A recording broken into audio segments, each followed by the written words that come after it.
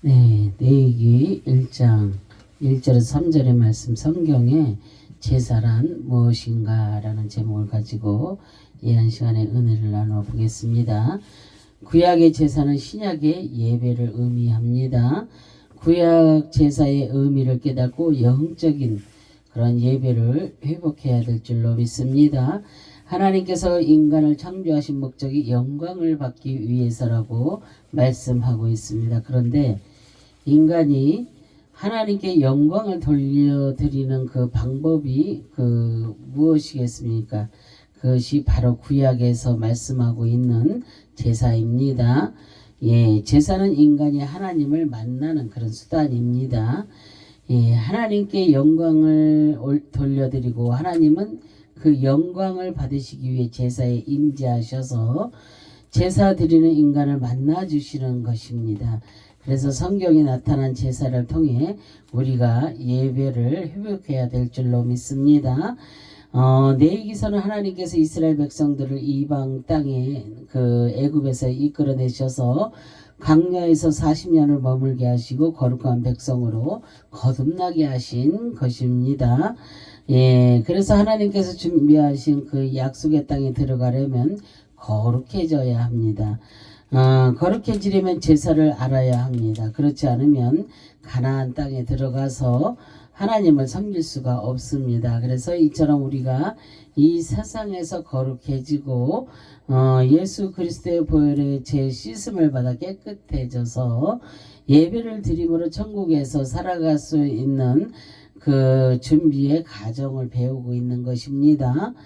레위기서 1장 1절에 여호와께서 회막에서 모세를 부르시고 그에게 말씀하여 이르시되 그랬잖아요. 여호와 하나님께서는 모세를 회막에서 부르시고 말씀을 하셨습니다. 부르시고 그랬잖아요. 히브리어로 카라입니다. 부르다, 선언하다, 명령하다 라는 뜻입니다.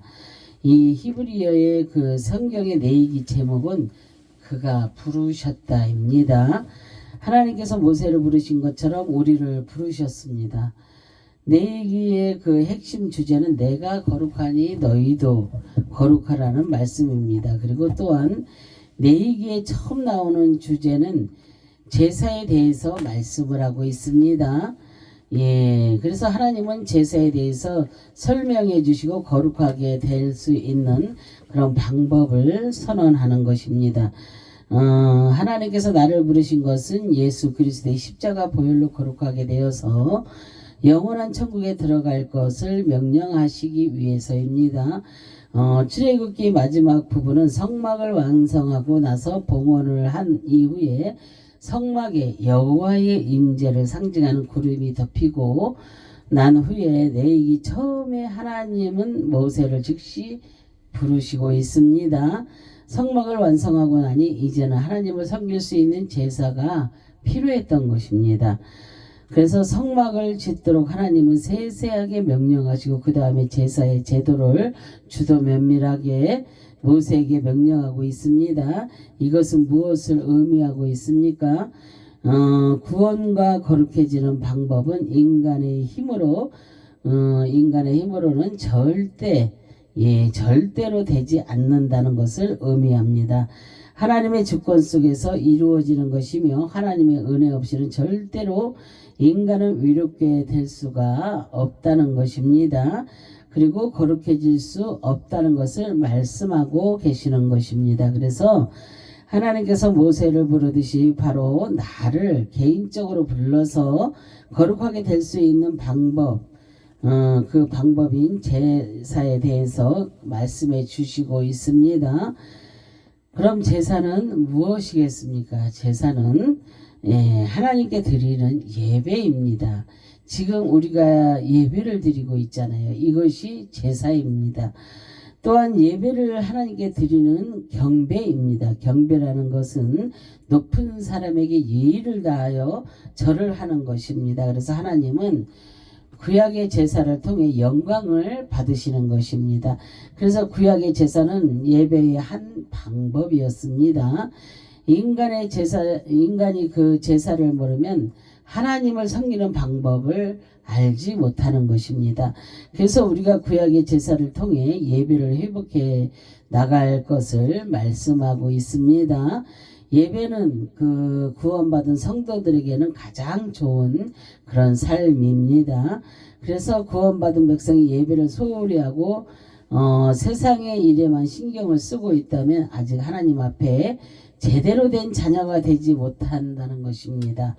예배는 하나님을 가장 기쁘게 하는 수단이며 방법입니다. 그래서 중요한 것은 예배를 통해 하나님의 백성들과 마귀의 백성들이 나누어진다는 것입니다. 그래서 하나님의 그 백성들은 하나님께만 예배하고 경배하게 됩니다. 그래서 구원받지 못한 자들은 우상 앞에 절을 하게 됩니다. 예. 하나님의 백성들은 하나님께만 경배하고 예배하고 경배하고 그렇게 하게 됩니다. 그렇지만 구원받지 못한 자들은 우상 앞에 절을 하게 됩니다. 그래서 하나님의 백성들과 세상의 백성들을 나눌 수 있는 가장 중요한 수단이 바로 예배입니다.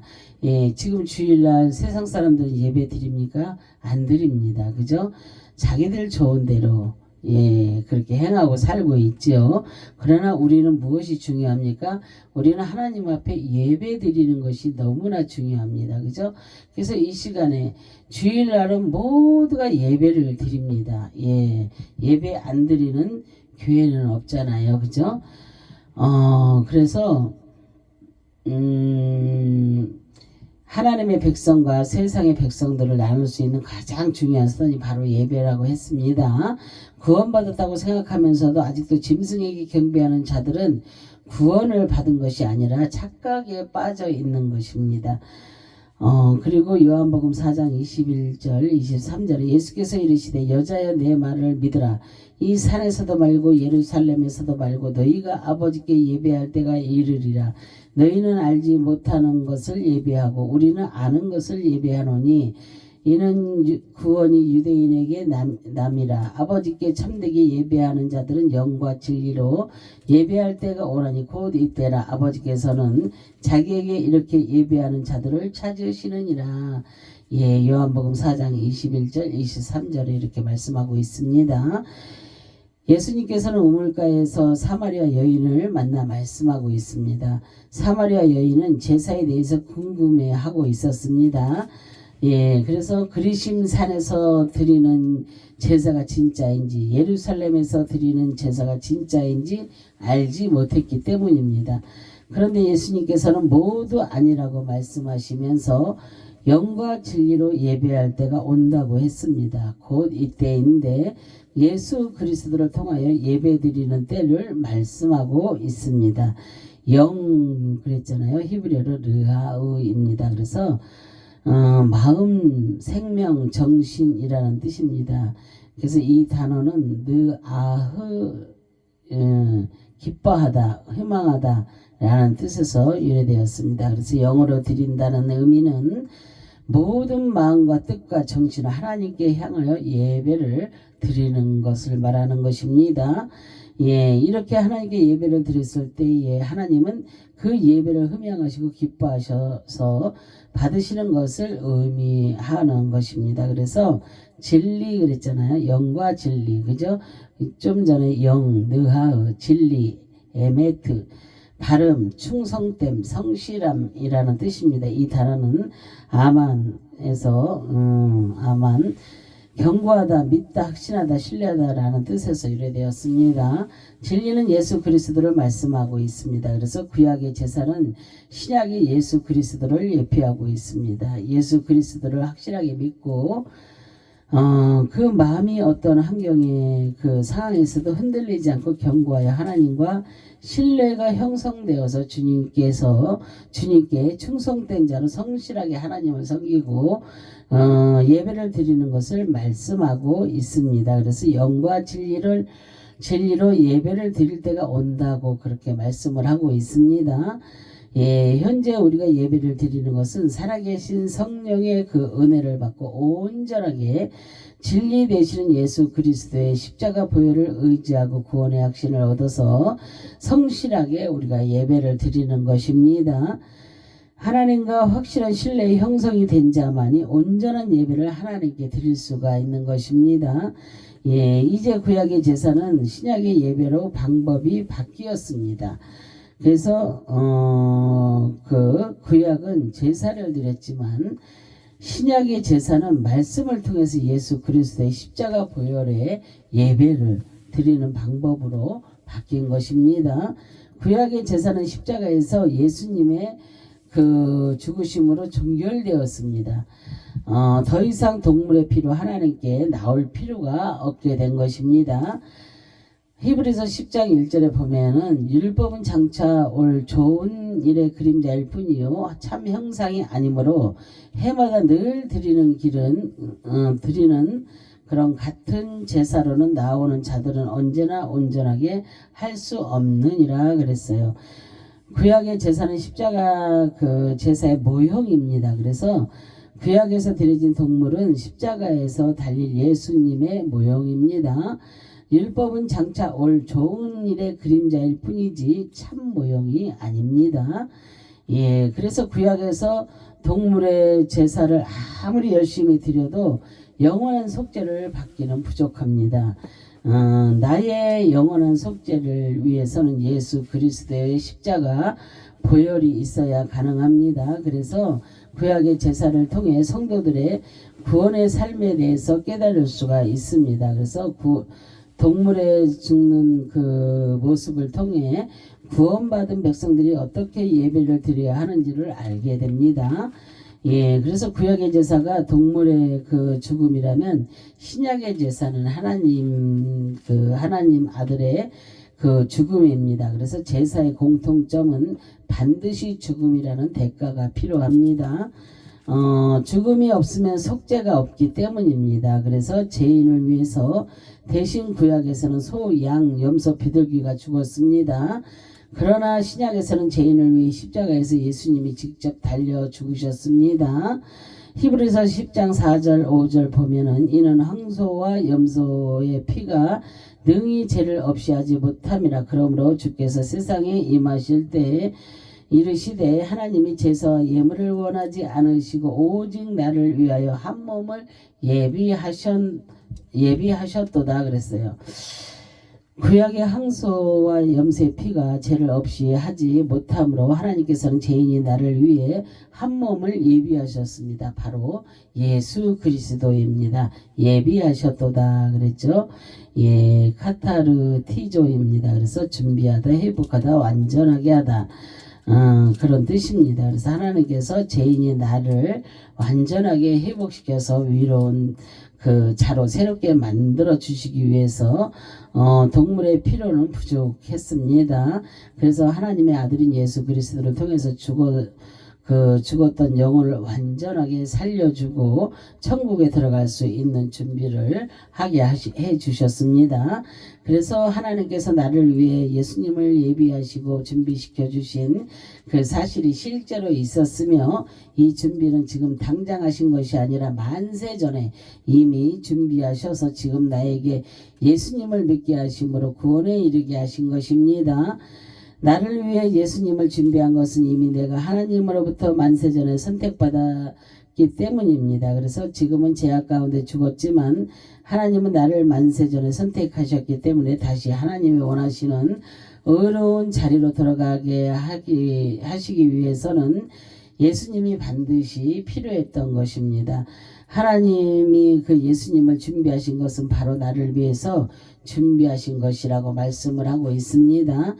히브리어는 쿤 준비하다, 성취하다, 확정되다, 또 박히다라는 뜻입니다. 그래서 하나님께서 나를 위해 예수님을 준비하신 것은 구약의 제사를 성취하신 것이며 하나님께서 확정하여서 더 이상 흔들리지 않고 십자가에서 예수 그리스도로 못 박아 선택한 그 하나님의 그 백성들을 위해 죽이시기로 작정하신 것입니다.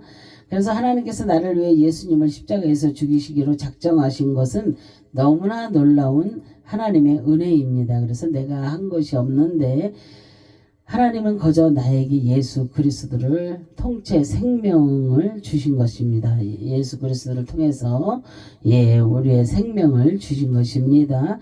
그래서 구약의 제사는 축복을 받을 수 있는 그런 통로입니다. 하나님은 제사를 통해 축복해 주셨습니다. 저주가 끊어지게 하는 것도 제사를 통해서입니다. 제사는 이 정도로 중요합니다. 그래서 하나님의 진노를 넘길 수 있는 것은 하나님께 제사를 회복할 때입니다. 그래서 신약에 살고 있는 우리도 주님께 드리는 예배가 회복될 때 축복의 통로가 열리는 것입니다. 인간의 죄로 인해 오는 모든 저주를 양의 피로 해결했던 것이 제사입니다. 이 시간 우리는 신약의 제사를 드림으로 예수 그리스도를 통해서 저주가 끊어졌고 영으로 죽었던 내가 십자가의 예수님의 피로 살아난 것입니다. 구약의 제사는 하나님의 교제가 이루어지는 것입니다. 제사는 우리의 헌신을 드리는 것이며 희생을 드리는 것이 제사입니다. 제사는 하나님의 임재를 경험할 수 있는 체험의 통로이며 제사를 통해서 하나님의 뜻을 분별할 수가 있습니다. 사랑하는 우리 많은 하나님의 백성들도 그렇다면 우리는 어떻게 하나님께 예배를 드려야 하겠습니까? 예배에서 세 가지의 의미가 있습니다. 첫째는 하나님께 대한 경배입니다. 예배를 통해 하나님을 드려야 하게 됩니다. 그리고 무서워가 아니라 하나님의 존엄하심에 드려지는 것입니다. 감히 하나님 앞에서 함부로 행동할 수 없고 경거망동할 수 없는 것입니다. 그래서 하나님의 위엄이 있으면서도 은혜가 넘치시는 분이시며 사랑이 가득한 분이십니다. 그런데 우리는 하나님을 너무나 쉽게 생각하며 그분 앞에서 예배를 드릴 때 함부로 행동하고 말을 합니다. 예배를 드릴 때의 경건함이 우리에게 있어야 될 줄로 믿습니다. 우리가 예배 드리면서 온전히 예배 드려지는 때가 언제입니까? 정말로 주님 앞에 무릎으로 막 진짜 꿇고 온전히 꼭 무릎만 꿇었다고 해서 무릎을 꿇었다는 것은 아닙니다. 마음으로 온전히 정말로 주님을 만날 그런 준비를 해야 무릎을 꿇는 것입니다. 무릎도 꿇지 않았다면 어떻게 주님을 만날 수가 있겠습니까? 그리고 두 번째로는 하나님과 교제가 있어야 됩니다. 하나님이 우리를 왜 만드셨습니까? 교제하기 위해서 만드셨습니다. 예배를 통해 하나님을 만날 수 있는 통로가 됩니다. 물론 하나님 항상 그 하나님과 만남의 교제가 있지만 예배라는 도구를 통해서 소통을 하게 됩니다. 아버지가 어느 날 아들에게 시간을 정해놓고 만나자고 했습니다. 이 시간에 맞춰 아들이 들어오게 됩니다. 이날은 분명히 특별한 날입니다. 아버지와 아들이 대화를 하자는 것입니다. 그래서 아버지는 자신이 원하는 말을 할 것이며 아들은 그 말에 대답할 것입니다. 예배가 그렇습니다. 하나님과 나와의 소통의 시간을 갖는 것입니다. 우리가 예배드리지 않으면, 우리가 하나님 앞에 기도하지 않으면 하나님이 무엇을 원하시는지, 하나님이 어떻게 행하시는지 모릅니다. 우리가 예배 드릴 때 성령께서 내 안에 임재하셔서 나에게 하나님의 음성을 들려주시고 내가 옳은 길로 갈 수 있도록 그렇게 지도해 주시고 인도해 주시는 것입니다. 그래서 항상 성령이 내 안에 있도록, 내 안에 계시도록 우리는 그렇게 모시고 살아가야 될 줄로 믿습니다. 그래서 예배를 통해 하나님은 복을 내려주시고 나는 하나님께 영광을 돌려드리는 것입니다.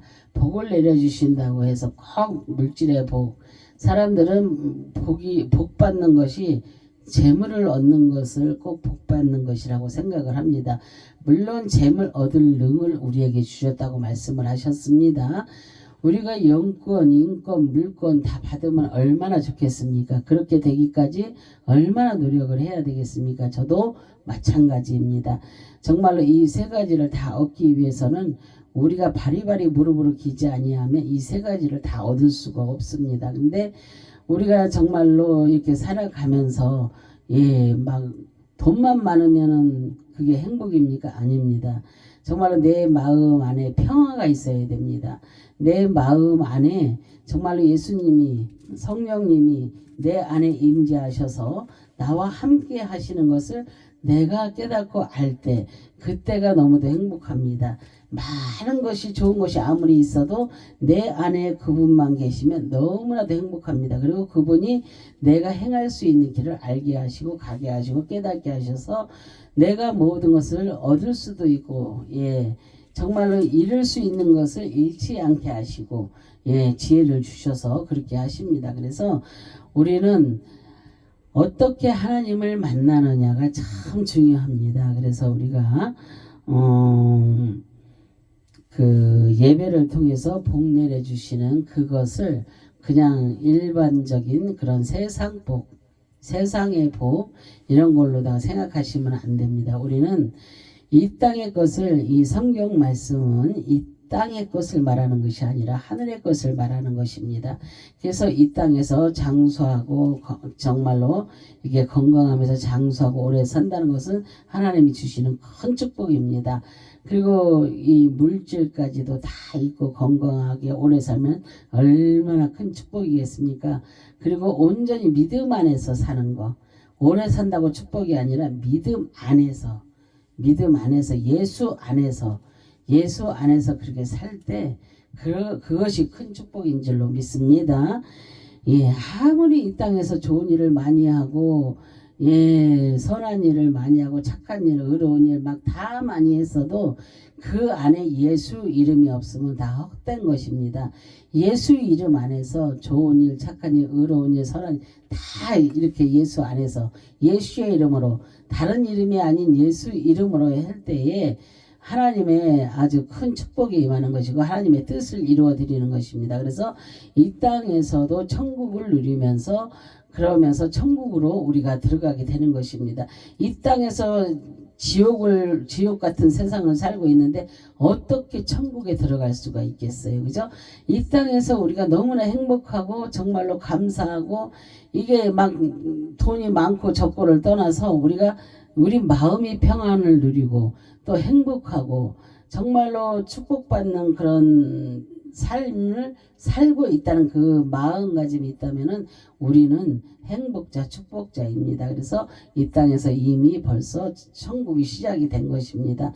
천국을 시작하고 이 땅에서 천국을 누리다가 천국에 우리가 들어가는 것입니다. 그래서 우리는 정말로 하나님이 이 예배가 얼마나 중요한지 정말로 예배 안에서 주님과 동행하고 주님을 만나고 대화하고 이런 것들 그런 것들을 누릴 수 있다는 것이 얼마나 감사하고 행복한지 여러분들이 이 말씀을 드리면서 성경의 제사란 무엇인가 이렇게 내기서를 읽어보시면서 많은 것을 깨닫기를 원합니다. 그래서 세 번째는 하나님께 헌신하는 것입니다. 그래서 예배를 통해서 하나님께 헌신하는 것입니다. 봉사를 통해 하나님이 기뻐하시는 것입니다. 그래서 예배를 의무적으로 나오는 것이 아니라 기쁨으로 나와 하나님께 교제하고 봉사하면서 즐거워하는 그런 것입니다. 우리가 그냥 봉사하면서도 어쩔 수 없이 막 해야 하는 거, 막 정해져 있기 때문에 어쩔 수 없이 하는 거, 이건 하나님이 기뻐하지 않습니다.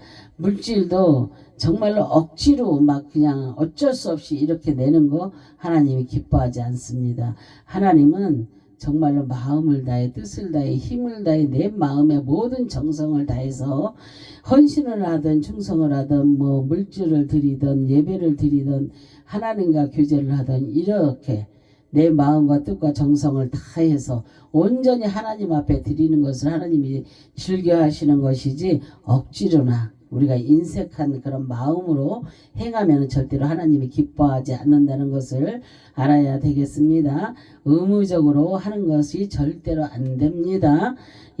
항상 우리는 기쁨으로 나와서 하나님과 교제하며 봉사하는 것이 하나님 앞에 정말로 기쁨으로 올려드리는 것입니다. 그래서 이제 성경의 제사를 통해서 하나님의 나라와 관계성이 회복이 되어야 될 줄로 믿습니다.